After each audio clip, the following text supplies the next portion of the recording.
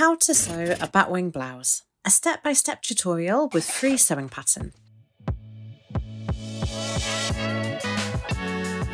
Hi sewers, welcome to my studio. I'm Sasha, I'm a fashion designer and teacher, and today I'm really excited as I have a brand new pattern and tutorial showing you how to make this super fun and flowy batwing blouse. And the best bit is, because this one is such a simple design, I've decided it would be nice to finish the year by offering this pattern for free as a little gift from me to you. To get the pattern, simply follow the link below to access the pattern files and instructions as a digital download.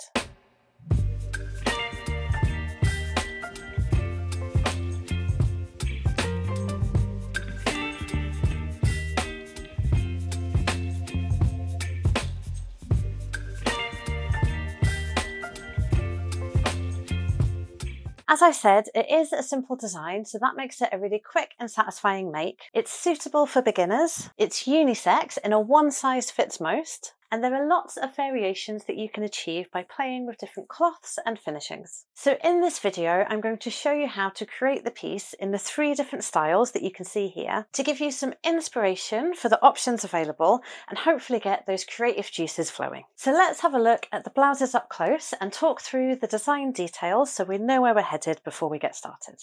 Batwing blouse design details. What makes this design so simple is that it's formed of one continuous piece of cloth that's draped from the front over to the back with just a single seam at the underarms to bring everything together into shape, which also means there's just one single pattern piece to cut, and it's a really quick make from start to finish. So this project is perfect for beginners or more experienced sewists looking for an easy make that will come together in a couple of hours or even less. And what's really great about it being just one piece of cloth is that it allows the piece to really take on the qualities of the fabric that you choose, giving you loads of possibilities with the look of the final blouse. So you can create a look that's soft and flowy, like the version I'm wearing here, which is made of a bamboo viscose, or something heavier and more structured, like this woolen version that can be used more of a jumper than a blouse. Or you could try a sheer version, like the organza here, for a more glamorous evening look, or even something really fun like this amazing printed lame I've used here.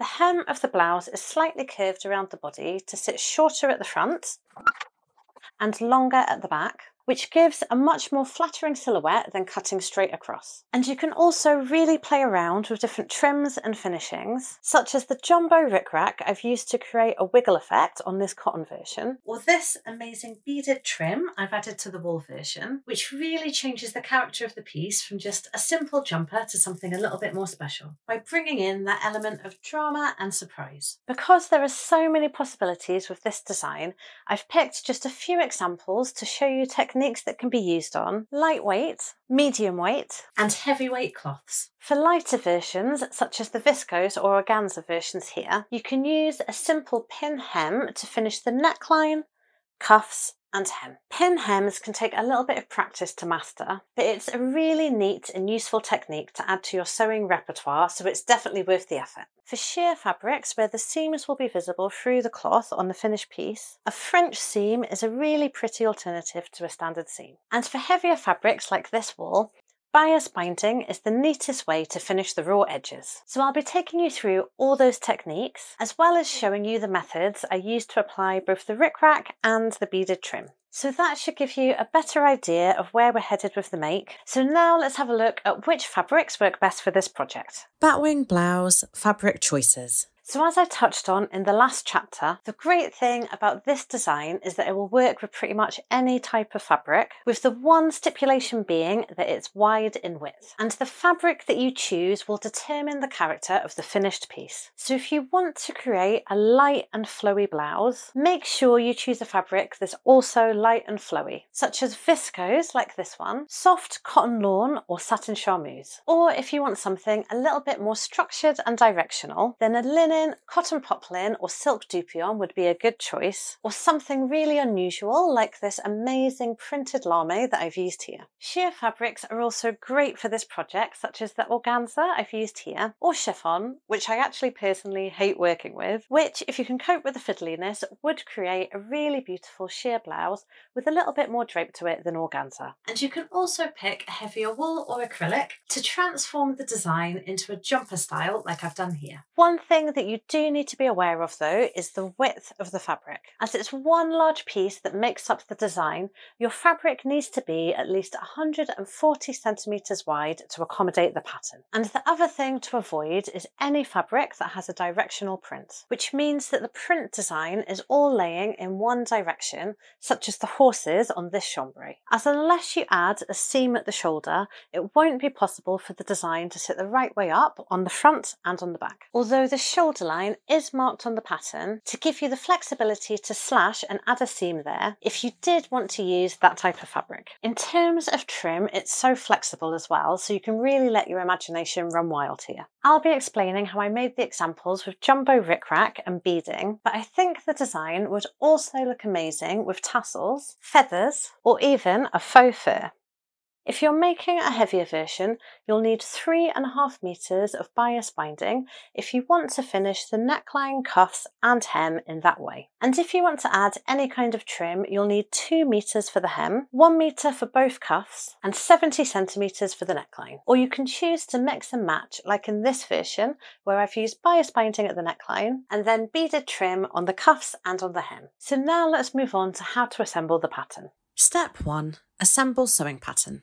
First, print out your pattern, being careful to print at 100% scale and checking the scale guide on the first page against your tape measure to be sure. Next, cut each page along the purple boundary lines as needed and stick the tiles together with tape or glue using the tile map in the instructions as a guide. Then cut around the edge of the main pattern piece and you'll have one piece only marked as main body that looks like this. This pattern is unisex and one size fits most. Step 2.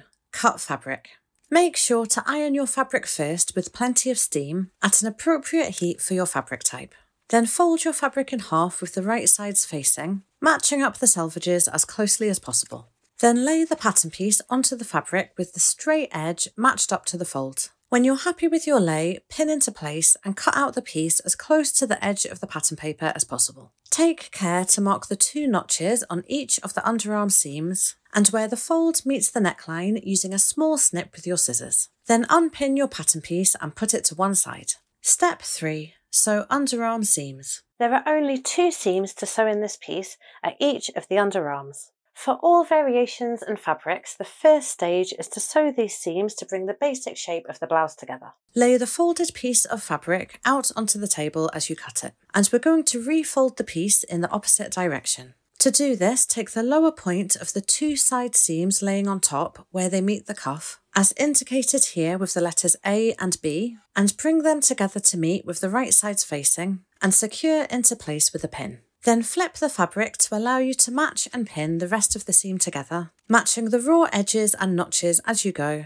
with the right sides facing. Then open out the rest of the fabric and match and pin the corresponding seam on the other side of the blouse. So the piece should now look like this when laid flat on the table, with the back hanging down slightly lower than the front, and the neckline centred in the middle of the piece. And we're going to sew together down the 2 seams we've just pinned. Use a straight stitch for this with a length of 2.5 for most cloths, a 1.5 centimetre seam allowance, and a back stitch at the beginning and the end. Then finish the raw edge of the seam either with a serger or with a zigzag stitch on your regular sewing machine. To finish your edges with zigzag stitch on a regular sewing machine, set your stitch length to 2 and your stitch width to 5. Then sew right up to the raw edge of your fabric as shown in red on the diagram. Give the seams a press flat, then from the front of the blouse press the seams towards the back, which is the side that hangs down longer at the hem. Step 4. French seams as an alternative for sheer fabric. For sheer fabrics, French seams are a neat alternative that give a polished look to the finished piece. To make a French seam, pin the side seams together as in step 3, but this time the wrong sides of the fabric should be facing each other, with the right sides of the fabric facing out towards you. Then for finer fabrics such as organza or chiffon, make sure you're using a fine needle such as a number 10/70 for the best finish. Then sew the seams together using a straight stitch with a length of 2 to 2.5 depending on the weight of your fabric. A smaller stitch is better for very lightweight fabrics. A 1 centimetre seam allowance and a back stitch at the beginning and the end. So it should now look like this. Then take a pair of really sharp scissors and trim the seam allowance right down to about 3 mm in as neat a line as you can. So it should now look like this, Then press the seam allowance to one side, being careful with the heat setting and using plenty of steam to prevent any fabric damage. And with the wrong side of the fabric now facing out, we're going to fold the fabric at the stitch line so the seam allowance is encased inside, and sew another line of stitches 0.5 centimeters from the folded edge. Use a straight stitch with the same stitch length that you used before, a seam allowance of 0.5 centimeters from the folded edge, and a backstitch at the beginning and the end. I prefer not to pin this as I find I get a nicer finish by rolling the fabric as I go, making sure the first stitch line is sitting right at the edge of the fold and the top and bottom fabric is laying evenly. But you can pin this into place first if you prefer. And the finished result should look like this, creating a really neat seam line that looks beautiful from both the inside and outside of the blouse. And finish by pressing the French seams flat towards the back, which is the side that hangs down longer at the hem. Step 5. Pin hems for sheer and lightweight fabrics. Pin hems are a neat and simple way to finish the edges of the neckline, cuffs and hem for sheer and lightweight fabrics such as organza, chiffon, viscose, cotton lawn and satin charmeuse. That requires no additional trim or binding. The first stage of creating a pin hem is to fold the raw edge of the fabric over by 1 centimeter towards the inside of the garment and run a straight stitch a fraction away from the folded edge. Use a straight stitch with a length of 2 or 2.5 depending on the weight of your fabric. A smaller stitch is better for very lightweight fabrics. Running your stitches approximately 1 millimeter away from the folded edge, with no backstitch at the beginning as it can damage finer fabrics. And when you get back to the point where you started, overlap the stitches by about 1 centimeter to secure. I prefer to fold the fabric by eye as I go, but if you're new to the technique, you may prefer to either pin, mark a line with chalk, or check the fold every now and again with your tape measure for accuracy. So it should now look like this, with the fold held down into place by a stitch a millimeter or so away from the folded edge. Then take your scissors and very carefully cut away the raw edge of the fabric, about a millimeter away from the line of stitching. So it should now look like this, with just a tiny fraction of fabric remaining near the edge of the stitches. And then we're going to fold the fabric over a second time towards the inside of the garment and sew another line of stitches to hold it down into place. Use a straight stitch with a length of 2 or 2.5 as before, without a backstitch to start, and fold the fabric as you go, with the aim of making the second fold as narrow and even as possible. For an extra neat finish, run your stitches directly through the first line of stitching so they appear as one. And when you meet back at the point where you started, overlap your stitches by about 1 centimeter to secure, rather than using a backstitch. Then give everything a really good press with your iron, using plenty of steam and pressure. And the finished result will look like this, and can be used to finish all the raw edges of the blouse on light to medium weight fabrics. Take care when using this technique on the hem where it meets the side seams, as it can be a little bit more challenging here to work across the seam and the curve. Step 6. Bias bound hems for heavier and thicker fabrics. For thicker fabrics such as wool, the neatest way to finish the edges is with bias binding. The binding I've used here is 5/8 of an inch, but narrower binding would work as well. I'm going to show you how to bind the neckline here, but the process is the same to bind the cuffs and the hem. First, find the centre back of the neckline. The back of the blouse is the side that hangs down longer at the hem, and there should be a snipped notch at the neckline here that we made earlier. Mark a line with chalk on the outside of the blouse at this point. Then measure one of the folds on the reverse of the binding, so in this case that's 6 millimeters. Then subtract that amount from the seam allowance and trim the difference away from the raw edge. So in this case, 1.5 centimeters minus 6 millimeters leaves an amount of 9 millimeters to trim the neckline down by. I'm doing this carefully by eye, but you can mark it with chalk first for more accuracy. Then take your binding and open the fold on the right hand side. Then fold the cut end over by 1 centimeter. Line the fold up with the chalk mark at the back of the neckline on the outside of the blouse, with the raw edge of the open side of the binding matched up to the raw edge of the neckline, and add a pin to hold it into place. And we're going to sew a line of stitches into the groove of the fold on the binding. Start at the folded end of the binding with a backstitch and sew as close as possible into the groove of the fold, matching the raw edge of the binding up to the raw edge of the neckline as you go. Use a straight stitch with a length of 2.5, and I find I get a nicer finish by matching the edges as I go, but you can also pin it first if you prefer. When you get back to the point where you started, cut away the excess binding, leaving enough to overlap the start by 2 centimeters. Then continue sewing to the end of the overlapped pieces. So it should now look like this with a line of stitches running along the groove, and you'll be able to flip the binding up neatly along the fold. Bring the 2 pieces of binding together where they overlap and secure into place neatly with a pin so it looks like this. Then run a line of stitches close to the edge of the outside fold between the pieces to hold them together, using a straight stitch with a length of 2.5 and a backstitch at the beginning and the end. So it should look like this. Then flip the binding over to the inside of the blouse and pin into place the whole way around to make sure it lies evenly and doesn't twist as you're sewing. Make sure to leave a lap of a couple of millimeters of the main body fabric at the edge like this, so that the binding isn't visible from the outside of the blouse. And we're going to sew a line of stitches at the bottom edge of the binding to hold it down into place. Starting at the join in the binding with a backstitch, use a straight stitch with a length of 2.5 to sew a line of stitches a millimeter or so away from the folded edge of the binding. Take your time here to press the binding flat to get a nice even line, as this top stitch will be visible from the outside of the blouse. And keep sewing until you meet back at the point where you started, ending with another small backstitch. And the finished result should look like this, and like this from the outside. Then give everything a really good press with your iron using plenty of steam and pressure, and repeat for the cuffs and hem if you've chosen to finish them with this technique as well. Trim example 1. Jumbo rickrack for wiggle effect hems. There are lots of ways in which trim can be used in this design. In this example, I show how I use jumbo 1-inch wide rickrack to create a wiggle effect at the neckline, cuffs, and hem.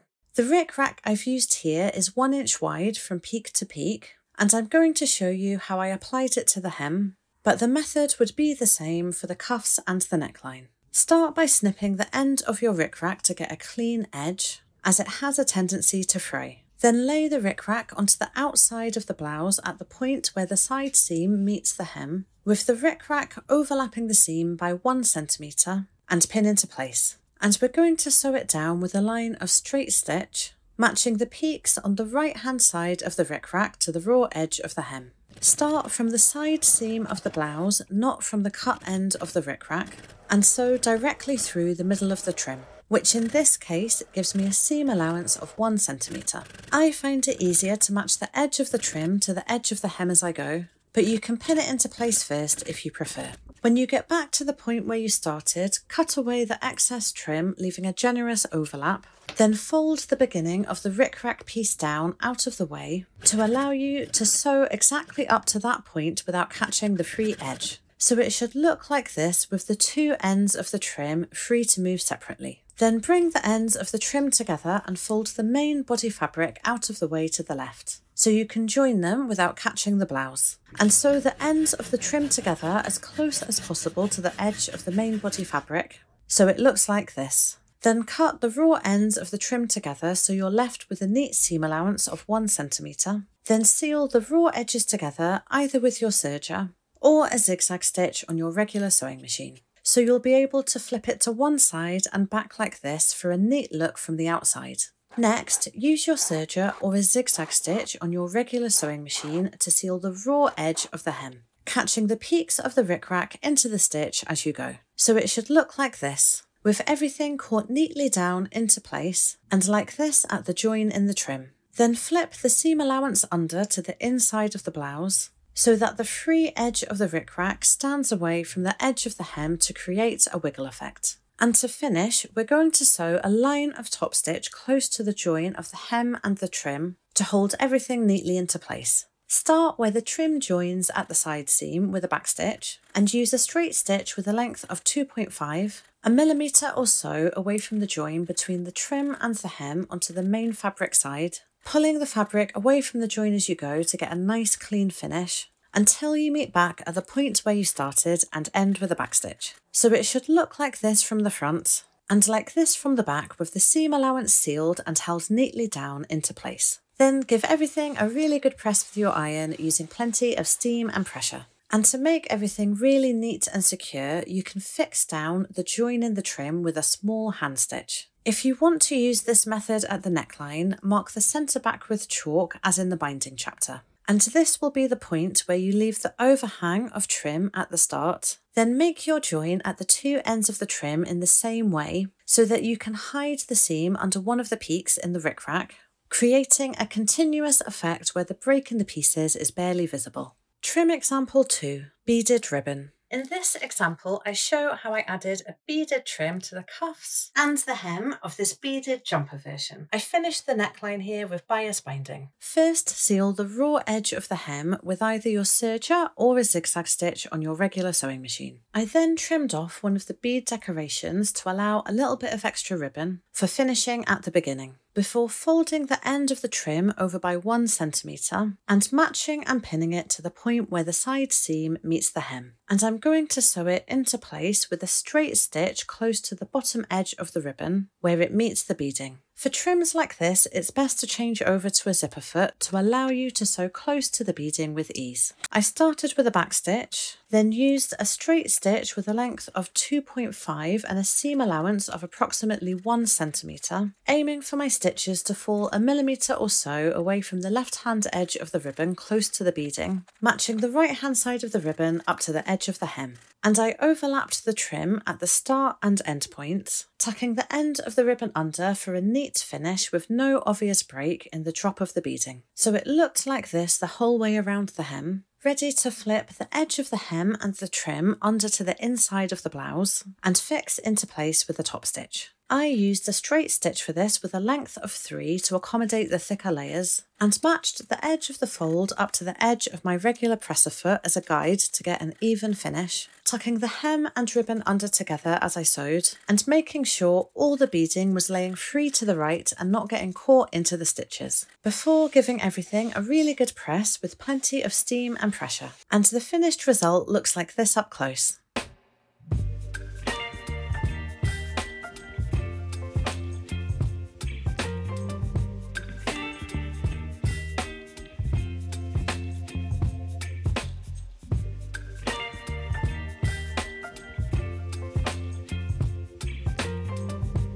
Thanks so much for watching. If you're sewing along at home, I hope you have an amazing new blouse in front of you right now and you're feeling super proud of yourself. Seeing the pieces you create of my patterns is one of my favourite things. So please do tag me if you share any pictures of your make online, and it's lovely to see both your work in process and your finished pieces if you're happy to share. You can find me on Instagram and TikTok at Sasha__Starlight, and you can use the hashtag Starlight Batwing Blouse for this project. This is my first time putting out a free pattern, so I really hope you enjoyed the process. If you're new here, it's lovely to have you, and it would be amazing to know how you found the tutorial. So please do let me know in the comments. If you're looking for a follow-on project, I love wearing this piece with my adjustable palazzo pants. So I'll pop the link to that pattern down below as well.